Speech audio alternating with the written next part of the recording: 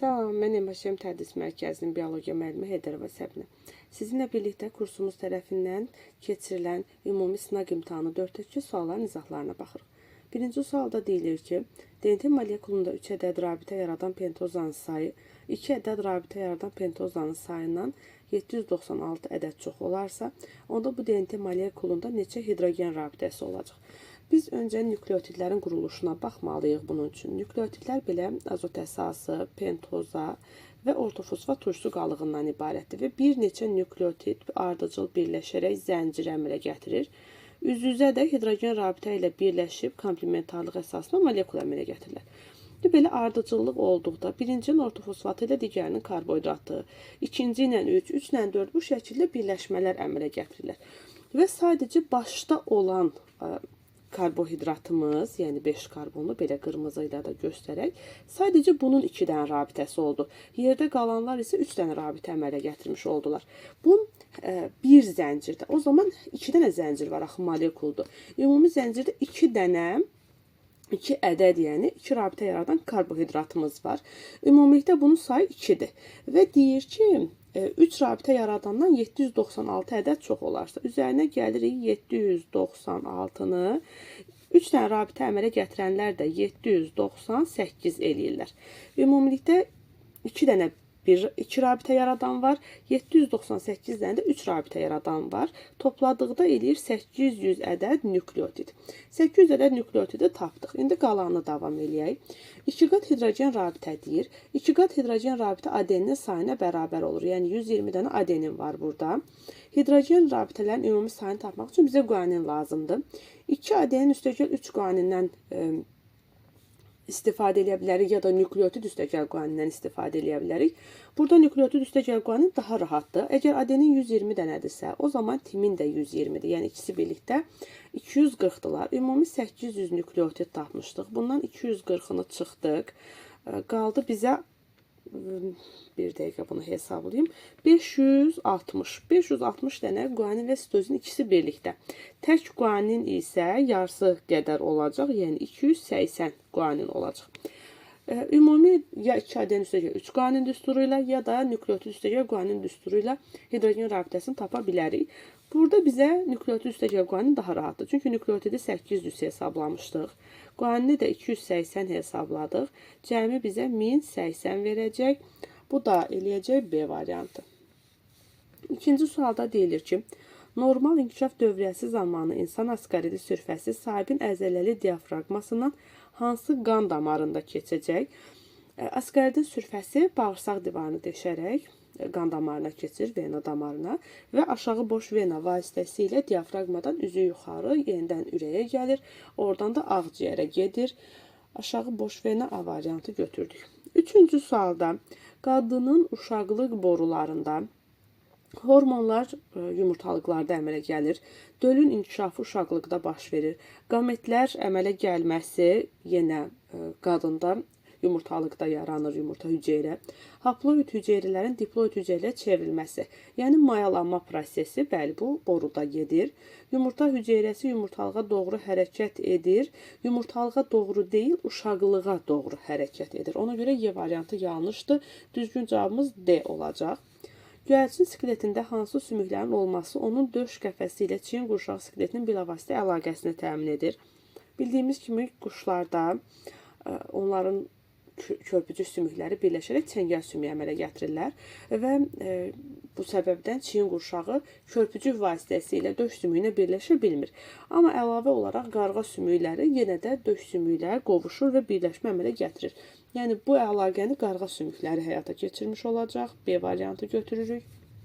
Meymunların klonlaşdırması üçün mayalanmış yumurta hüceyrənin bölünməsindən alınan blastomerlərin nüvələri çıxarılır və digər meymunun nüvəsi çıxarılmış yumurta hüceyrəsinə yerləşdirilir.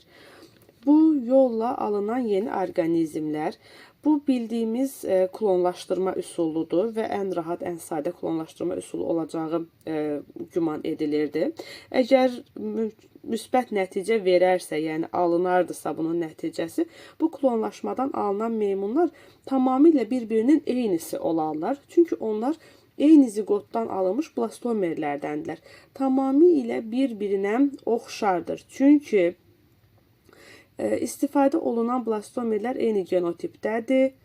İstifadə olunan blastomerlər hamısı başlanğıc eyni nüvədən, eyni hüceyrədən alınmışdır, eyni ziqotdan alınmışdır daha doğrusu.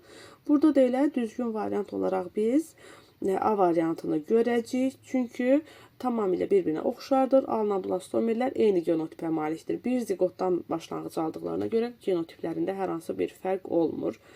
Burada da 4, 8, yəni blastomerlərin bölünmə hissələrindən asılı olaraq fərd əldə etmək mümkündür. Digər variantlarda göz gəzdirirəm bir tərəfdən də. Digərlərində bir uyğunluq müşahidə etmədim. Burada götürdük A variantı.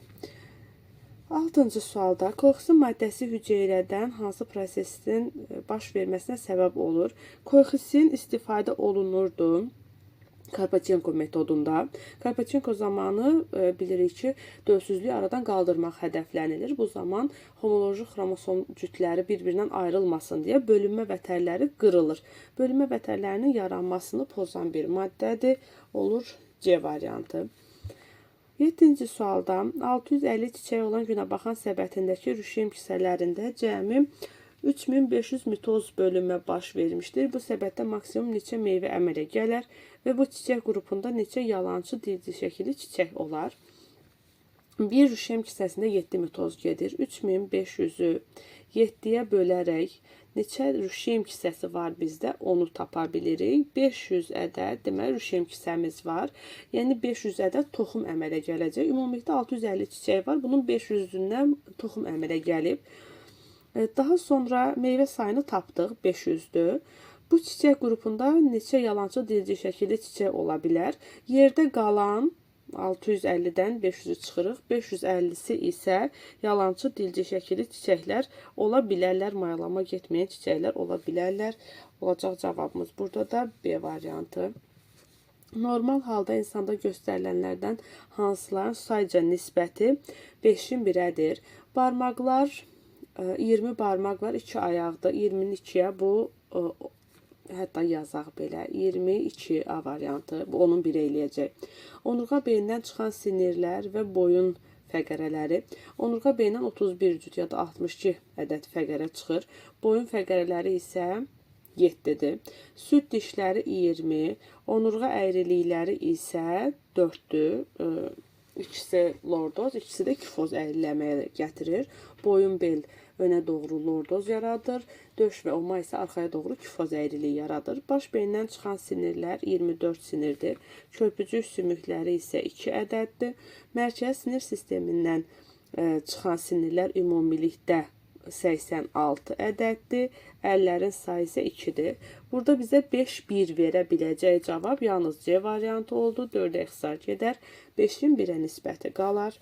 Götürdük 8-də C variantını. 9-da şəkildə canlı meydana çıxmışdır. Qıjı verilib bizə. Qıjı Devon dövründə meydana çıxmışdı. Olacaq burada da A variantı. Şəkildə təsvir olunan insan skeleti hissəsində, kəllənin skeletində qarışıq sümüklər olur və yastı sümüklər olur. Kəllə qapağı sümükləri yastı, üst skeletin sümükləri isə qarışıqdır. Düzgün cavab A variantı elədi. Təbabətdə qıjların hansı hissəsinə qurd xəstəliyi müalicəsində istifadə edilir? Kökümsovlarından yeraltı şəkil dəyişmə, kökümsov gövdələrindən istifadə olunur. Burada da Y variantı. Şəkildə göstərilən bizə parazit göbələklərin əksini görə bilirik biz burada. Bu da taxıl dənlərinin məhsuldarlığını aşağı salan çovdar mahmızı göbələyidir. Birbaşa dərsliyimizdə olan bir şəkildir. Mümkün qədər şəkilləri yaxşı öyrənməyimiz lazımdır. Bu cür suallarla qarşılaşdırdıqda qarışdırmayaq deyə.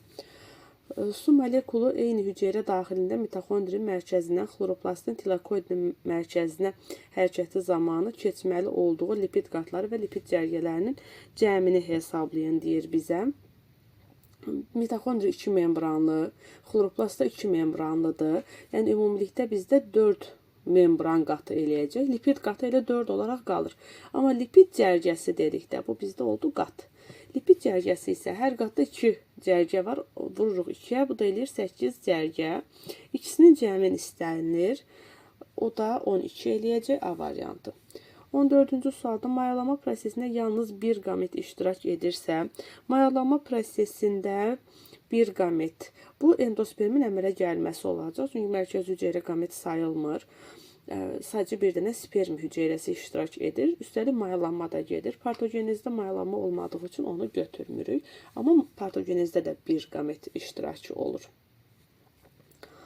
X orqanında insanın həzm orqanıdır, mühit qələvidir. Axarları həmin orqana açılan vəzlərdən biri də mədə-altı vəzidirsə, söhbət nazik bağırsaqdan gedir. Nazik bağırsaqda karbohidratların həzmi davam edir. Nazik bağırsaq içərisində karbohidrat həzmə davam edəcək, bəli. Ödün təsiri altında yağların həzmi fəallaşır. Öd fəallaşdırır, amma birbaşa həzmdə, yəni kimyəvi həzmdə iştirak eləmir. Ödün həzmini biz mexaniki götürürük. Çünki iri damlaları daha xırda damlalara parçalayır. Sellozanın bakterial parçalanması yoğun bağırsaqda gedir. Zərərli bakteriyaların fəallaşmasının qarşısı alınır. Bu da yenə ödün təsiri ilə baş verir nazik bağırsaqda. Xlorid turşusunun təsirindən mədə-altı vəzin fermentləri fəallaşır. Xlorid turşusu mədə üçün xarakterik olan bir mühit yaradır. 1, 2 və 4-ü düzgün götürdük. Yəni burada da Y variantı olacaq. 16-cı sualda X, Y və Z arasındakı münasibəti müəyyən edin. Toxumların cüzərərkən utduğu suyun kütlələri hər birində eynidir. Qarğıdalı çəkisinin yarısı qədər sudur. Əgər A qədər su udubsa, o zaman öz çəkisi 2A olub. Noxud çəkisi qədər sudur. O zaman Y elə A olacaq. Darı isə çəkisinin 4də 1-i qədər sudur. Z-in də qiyməti 4A-ya bərabərdir. Quru kütlələrini tapdıq. İndi onları bir-birlə müqayisə etmək lazımdır. Ən çox darı, sonra qarğıdalı, sonra da noxudu götürməliyik. Z böyükdür X-dən. O da böyükdür Y-dən, B variantı. Növə gəlmə sxemində göstərilən yol ilə əmələ gəlmişdir. Bu inci çiçəyinin, meşə inci çiçəyinin arealın hissələrə parçalanması ilə gedən coğrafi növ əmələ gəlməsinə misalı idi. C variantı. Enliyarpaq palıd meşəsinin neçənci yarısında yerləşən bitkilərdə qametlərin əmələ gəlməsi ooqamiya tipindədir. Ooqamiya tipli qamet əmələ gəlmədən erkək qametlər kiçik və hərəkətli qamçılara sahib olurdular. Dişi qametlər isə hərəkətsiz və iri ölçülü olur erkək qametlə müqayisədə. Bu da bitkilərdə, mamır və qıcı kimilərdə təsadüf edilən bir qamet əmələ gəlmə formasıdır. Enli yarpaqlı palıd meşəsində mamırlar 5-ci yarusda, qıcı kimilər isə 4-cü yarusda yerləşirlər. 4 və 5 D variantı seçərik. Cümləni tamamlayın. Bitkilərdə sitokinez zamanı bölünmə lövhəsinin əmələ gəlməsinə iştirak edən orqanoid, bitki hüceyrələrinin parçalanması, yəni bölünməsinin tamamlanması, bir hüceyrənin iki hüceyrəyə ayrılmasında rol oynayan orqanoidimiz Golgi kompleksidir. Heyvan hüceyrələrində xaricdən daxili buğumlanma ilə gedirdi, amma bitki hüceyrələri hüceyrə divarına sahib olduğu üçün buğumlanıb bölünə bilmirdilər. Onlar sanki ortadan bir bölünmə lövhəsi əmələ gəlməsi ilə bir-birindən ayrılırlar. Bu lövhəni də Golgi kompleksi yaradacaq. İndi Golgi kompleksidir həmin orqanoidimiz. Maddələrin hüceyrə daxilində daşınması deyil, xaricə daşıyır. Hüceyrə daxili daşınmanı endoplazmatik şəbəkə yerinə yetirir. Lizosomları formalaşdırır. Bəli, lizosomlar Golgi kompleksi hesabına formalaşırlar. Membranlı olduğu üçün bakteriyalarda rast gəlinməyəcək. Hüceyrə tənəffüsü dediyimiz mitoxondrilərdir. Membran quruluşu da var. Bir membranlı quruluşda olan orqanoidimizdir. Düzgün cavab B variantı elədir. 20-ci sualda somatik hüceyrəsində 14 müxtəlifliyə malik olan heterogamet orqanizmin anafaza mərhələsinin sonunda qütblərə neçə atosom, xromosom çəkilər? Əgər somatik hüceyrəsində 14 xromosom müxtəlifliyi varsa və bu heterogamet orqanizmdir, yəni Y-də tərkibinə daxildir, X, Y ikisi birlikdədir. Heterogamet orqanizmin anafaza mərhələsinin sonunda qütblərə neçə atosom, xromosom çəkiləcək? Bundan 2 dənəsi cinsi xromosomdur. Yerdə qalan 12-si isə atosom xromosomdur. Anafaza mərhələsində xromosomun sayı 4 dəfə artır. Yəni bu bizim oldu N-imiz. Çünki müxtəliflik qamətə uyğun sayılır. Anafaza mərhələsi isə 4n olur. 4n-i isə biz 48 yaza bilərik. 14-dən 2-ni çıxmağımızın səbəbi də heteroqametlik oldu. Məsəl üçün, insanda misal çəkdikdə deyirik ki, kişinin somatik hüceyrəsində 24 xromosom müxtəlifliyi var. Bundan 22 dənəsi autosomdur, 2 dənəsi isə XY cinsiyyət xromosomlardır. Burada da heteroqametlik hansı fərqdədirsə 2 dənə cinsiyyət xromosomunu çıxaraq biz yerdə qalan autosom xromosom sayını tapa bilirik. 48 aldıq cavabı, yəni Y variantı götürdük. 21-ci sual. Şəkildə göstərilən üçün hansı ifadə doğrudur? Bakteriyafag virusunu görürük. Quruluşunda RNT-yə rast gəlinir. DNT tərkiblidir. Məhv edilməsində bakteriyadan istifadə olunur. Əslində o bakteriyaların məhvində iştirak edir. Zülal karbohidratdan təşkil olunmuşdur. Viruslarda karbohidrat olmur. Zülalı var amma kapsid əmələ gətirir. Yalnız canlı hüceyrədə çoxala bilər. Bu düzgün olacaq. Bəli, viruslar yalnız canlı hüceyrə içərisində çoxala bilərlər. Ətraf mühitdə qidalı mühit yaratsaq sürətlənəcək, çoxalacaq. Xeyr, təbii ki, çoxalmasına bir təsir olmayacaq. Bu da D variantı. 22-ci sualda ürəyə birləşən damarların neçəsi böyük qan dövranına aid olub, daxilində aypara qapaqlara sahibdir. Ürəyə hamısı 8 dənə damar birləşir. Bunlardan ikisi arteriya, 6-sı vena damarıdır. Eyni zamanda damarlardan 5-ində arterial qan, 3-ündə də venoz qan axır. Böyük qan dövranına aid olan damarlara baxaq. Bir aorta, 2 dənə də vena damarı, yuxarı və aşağı boş vena damarları böyük qan dövranına aid olan damarlardır. Hamısı 3 dənə damar böyük qan dövranına, yerdə qalan 5-i isə kiçik qan dövranına aiddir. Aypara qapaqlar yerləşir vena damarlarının daxilində, yəni vena damarlarının içərisində. Eyni zamanda mədəcikdən aortaya keçən hissədə də mədəciklərin çıxacaqları və yaxud da aorta damarlarına başlanğıc verən hissəsində də yenə aypara qapaqlar mövcuddur. Bəzi yerdə biz vena damarları içərisindəki qapaqları cip şəkilli qapaqlar deyə də görə bilirik. Damarın daxilində aypara qapaq olur venalarda.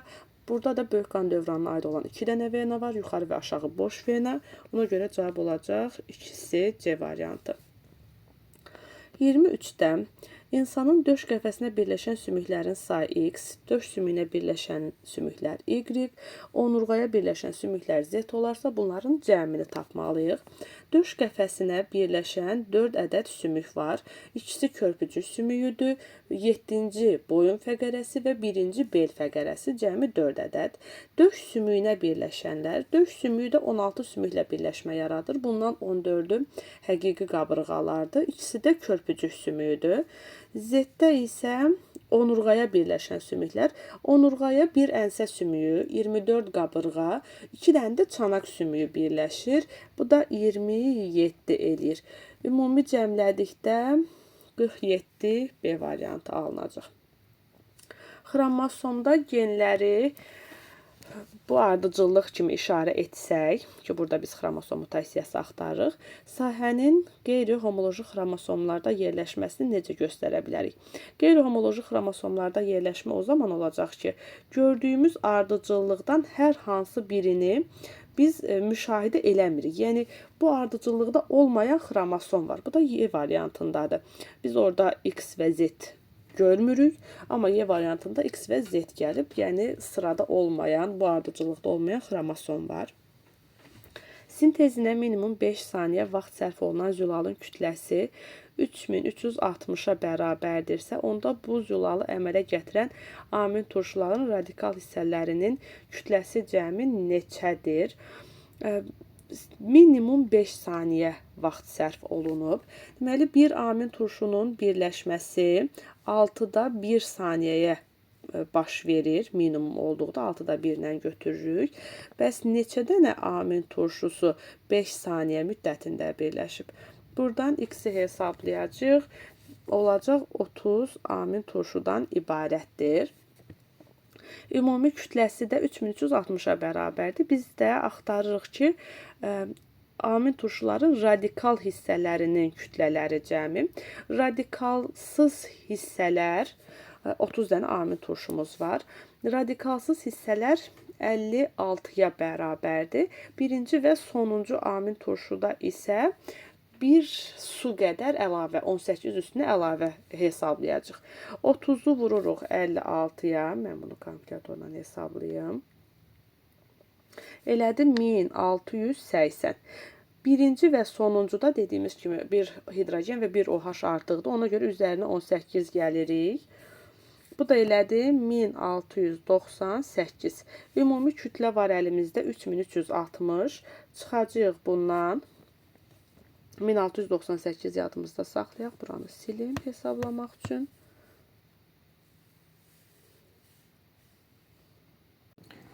Səhifəni sürüşdürmüşdüm, düzəltdim, davam eləyək. Deməli, buranı 1698 hesabladıq.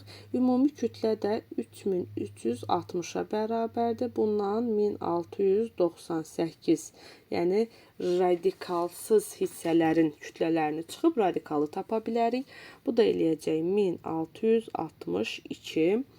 Olacaq buradakı cavabımız A variantı. Növbəti sualda genom mutasiyaları hansı kriterinin pozulmasına səbəb olur? Genom mutasiyası baş verdikdə xromosomların sayıca dəyişməsi olur. Bir vahid arta bilir, azala bilir və yaxud da dəfələrlə artıb azalma olur. Bunları əgər vahidlə olursa anaplodiyalar, dəfələrlə olursa da poliplodiyalar adlandırırıq. Əgər xromosom sayı dəyişibsə, bu genetik kriteriya üçün çətinlik yarada bilər. Olacaq D variantı. Göyərçinin bütün çiçəklərində göy çiçəyin bütün çiçəklərində meyvə əmələ gələ bilərmi? Göy çiçəyin yalancı qıf şəkilli çiçəkləri var. Ona görə də bütün çiçəklərində əmələ gələ bilməz. Meyoz prosesi qıf şəkilli çiçəklərdə getmir. Digər xeyir deyənə də baxaq. Getdiyi halda qıf şəkilli çiçəklərdə getmir.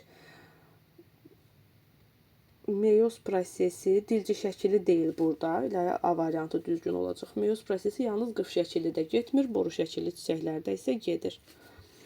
İnsanda periferik sinir sisteminin boz maddəsinin əmələ gəlməsində yalnız bir növ neyronun cisimləri iştirak edir. Çünki deməli, periferik sinir sistemində boz maddənin əmələ gəlməsi. Boz maddə dendrit və cisimlərdən əmələ gəlir. Periferiyada baş beyin ya da onurğa beynindən kənardır. Kənarda boz maddə əmələ gətirən hissi neyrondur. Onun cisim və dendriti kənarda yerləşir deyə.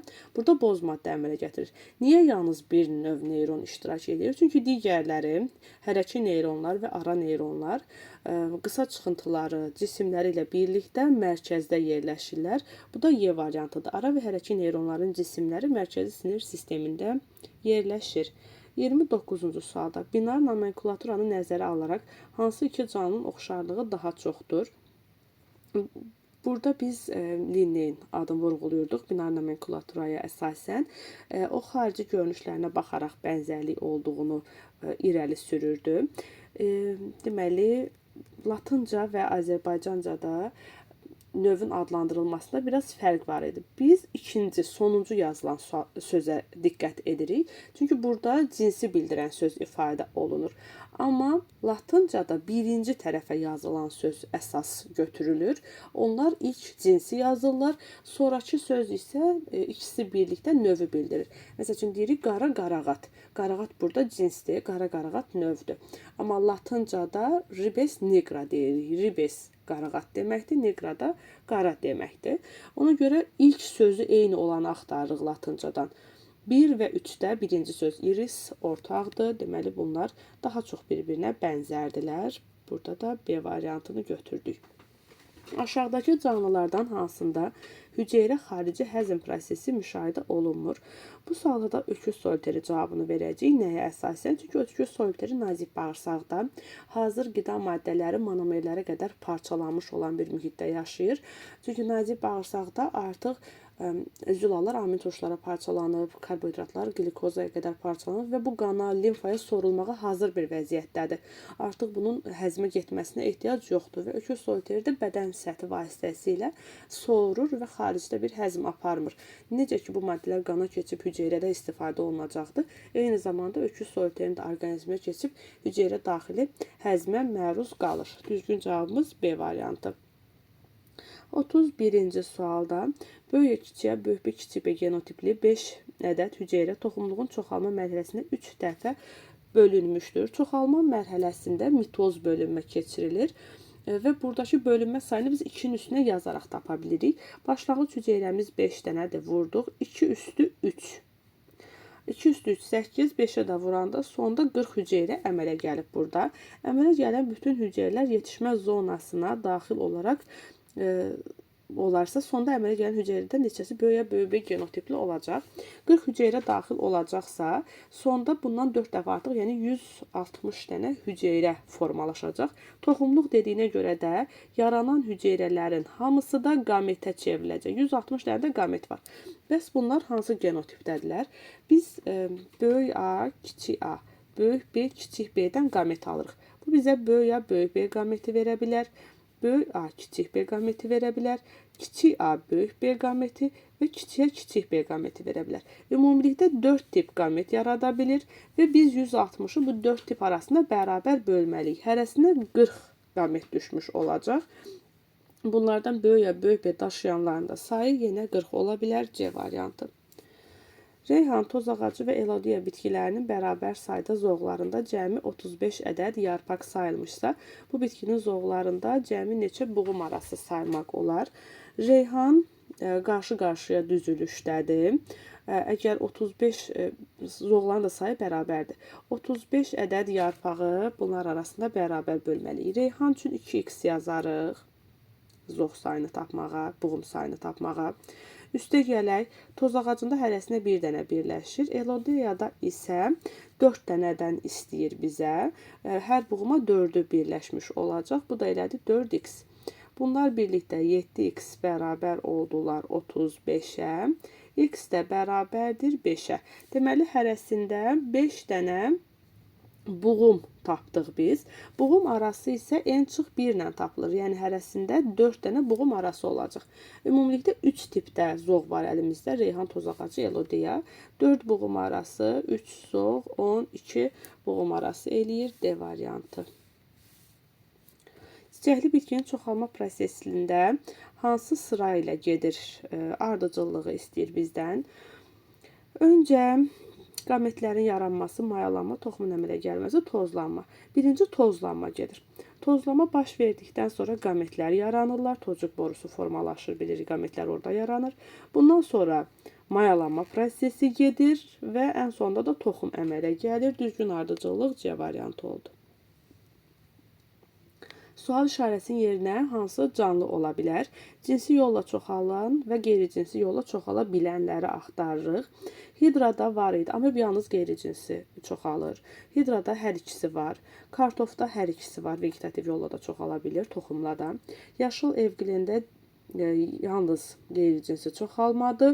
Çiyələkdə də bığcıqlar vasitəsilə qeyri-cinsi də çoxala bilər, yenə toxumla da çoxala bilər. 2, 3 və 5 cavabını götürürük. A variantı. Zoobentosları seçək. Zoobentoslar, yəni dibdə yaşayan heyvanlar olmalıdır. 10, 11, 13, yəni bunlar hamısı dib canlılardır. Əslində 12 də gedə bilərdi. İndi variantlar arasında yoxdur. C variantını götürdük. 30 və 22 xromosomlu diploid bitkilərdən alınmış və dölsüzlük Karpachenko ilə aradan götürülən hibridin mərkəzi və yumurta hüceyrəsində xromosom sayı neçə olacaq? Karpachenko tətbiq edilibsə, bunun mərkəzi hüceyrəsi elə birbaşa xromosom dəstlərini cəmləyərək də tapıla bilər. Ya biz bundan qamet alıb çarpazlaşdıra bilərik, ya da birbaşa götürə bilərik. Ən rahatı, əgər endosperm falan istənmirsə, ikisini cəmləməkdir. Bu eləyir 52. 52-də artıq bir də Karpachenko tətbiq eləmək lazım deyil. Çünki burada qametlə getmədik. Amma qametlə getsəydik 30-dan 15 qamet alardıq. 22-dən 11 qamet alardıq. Bunlar eləyərdi 26. 26 dölsüzdür. Sonra buna Karpachenko tətbiq elə 52. Yenə gəldik 52-yə çıxdıq. Bu bizim hibridimizin xromosom dəstidir. Hibridin xromosom dəsti ilə mərkəzi hüceyrəsinin xromosom dəsti eyni olur. Yəni 52 olacaq. Yumurta hüceyrə isə qametdir. Bundan qamet alırıq. 2-yə bölürük 26. 52 26 cavabı, yəni A variantı. Zamanla ilanların sayı artarsa bu nəyə səbəb ola bilər? İlanların sayının artması kirpilərin də sayının artmasına səbəb ola bilər. Çünki aralarında yırtıcı-şikar münasibəti var. Qurbağaların sayının azalmasına səbəb ola bilər. Qurbağalar azaldıqca çərkələrin sayı artar. Çərkələrin artmasına səbəb olar. Çərkələr də artarsa bitkilər yenə azalarlar. Bu ilk mərhələdə baş verir təbii ki. Sonra bu nisbət dəyişə bilər. Məsəl üçün, kütləvi artma baş verir, artıq onun arasında rəqabət yaranar, yenidən azalarlar. Biz düzgün cavab olaraq nə dedik? Çərkənin artması dedik. Çərkənin artması da D variantı. Biosfer sayıla bilər. Biosfer hara sayıla bilər? Atmosferin bütün qatlar deyil, ancaq aşağı qatlarında həyat var. Litosferin yuxarı qatlarında həyat var. Bütün hidrosferdə həyat var. Troposfer ozon təbəqəsindən aşağıdır, burada da həyat var. Və troposfer, o da yenə daha yuxarı qatları ifadə elədiyi üçün, atmosferin yuxarı qatlarını ifadə elədiyi üçün orada həyat izlərinə təsadüf edilməyəcək. 3 və 4-ü götürə bilərik, C variantı. Dişi heteroqametliyə malik olan bir orqanizmin qametinin autosom xromosomları 6-dır. Qametdə 6 dənə autosom xromosom var. O zaman qametin dəsti 7-yə bərabərdir. Bir dənə də cinsi xromosom olacaq. Yetişmiş yumurta hüceyrənin xromosom dəstini tapın. Dişi heteroqametlidirsə, deməli X-də, Y-də dişidədir. 6 dənə autosom üstə gələ bir dənə X cinsi xromosom və yaxud da bir dənə Y cinsi xromosomlu qamet yarada bilər. D variantı. Cümləni tamamlayaq. Çiyələk bitkisinin içi qat mayalanması zamanı mərkəzi hüceyrə onda rast gəlinməyən spermi ilə mayalanmışdırsa, onda çiyələk heteroqamet canlıdır, yəni ya daşımalıdır mərkəzi hüceyrəsi XX, ya da daşımalıdır YY, birindən biri olmalıdır. Əgər XX daşıyırsa, erkəkdən də yalnız X gələ bilər. Deməli, bu özündə olandır. Amma mərkəzi hüceyrə YY olarsa, erkəkdən də X gələr, sperminin gətirdiyi qamet yalnız homoqametliyi var da çiyələkdə. Erkək yalnız X verə bilər qametdə. Bu zaman YYX olan mərkəzi hüceyrə formalaşar. Burada rast gəlinməyən deyirsə, deməli, mərkəzi hüceyrənin xromosom dəsti YY-dir.